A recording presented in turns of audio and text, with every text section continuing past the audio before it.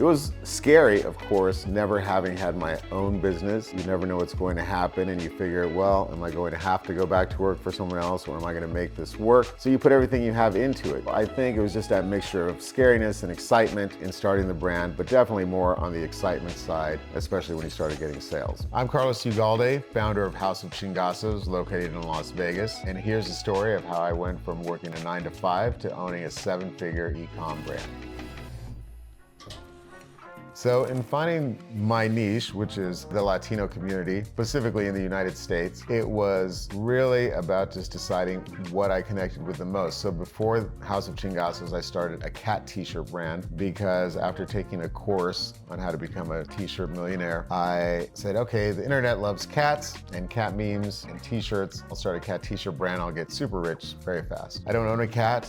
I've never owned a cat, and I'm not a cat person. When that business didn't take off kind of right away, I didn't really have the passion to keep pursuing it. I started thinking, what do I know that I can relate to design? And of course, that answer was Latino culture, me being Latino personally, and growing up specifically in the Los Angeles area, and loving the Mexican culture, Latino culture as a whole. And then seeing in the market, I saw there was a lot of room for improvement instead of kind of the jokey, just taco and tequila, dial 9 Juan t-shirts and things like this. I said, I think I can do something more culturally relevant with more humor and more heart than that's already out there. It's gonna be hard for you to be really good at connecting with a certain audience, at least if you don't have the knowledge about it. If you love something, if you're a runner, or if you love the Latino culture so much, whatever it is, the thing that you love, it's going to be much easier for you to connect to that audience because you share the same values, the same experiences.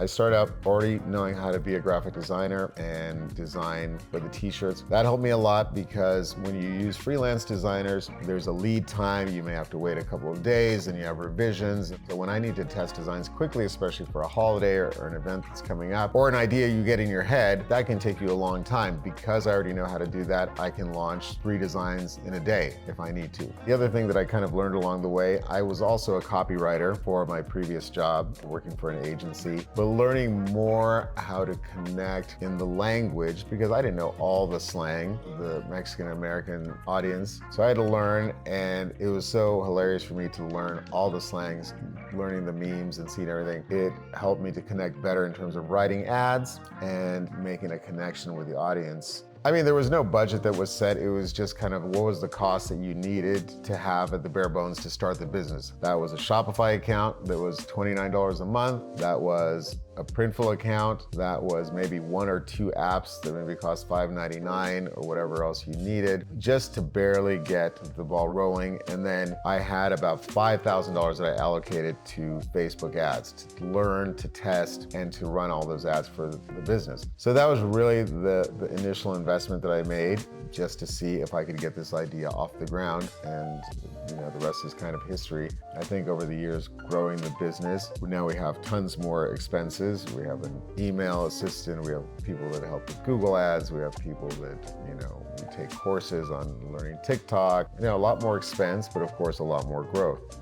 Definitely, I would say the reason I chose print on demand was because I wanted to get started right away. So working with print on demand just allowed me to hit the ground running, upload designs, put them on my website, and start testing designs on Facebook ads. I'm less affected when the design doesn't work than if I had to order 500 of those shirts or 100 of those shirts and have them sitting on a shelf. I'm pretty sure it's been already almost 6 years now. Printful came across my feed. So when I clicked on there, I'd already started the Shopify store, and when I saw the video on how easy Printful was to use, I went on the app. The upload process of creating the designs, putting them on a t-shirt, setting your pricing, putting the description, it just became so easy. The customer support was really good. Printful has really helped us grow throughout the years, and especially during the holiday season. In this space, I've seen other retailers that have inventory, and you see them at the end of a season giving massive discounts on their products because they have this inventory that they have to sell. And with Printful and print on demand, I never have that issue.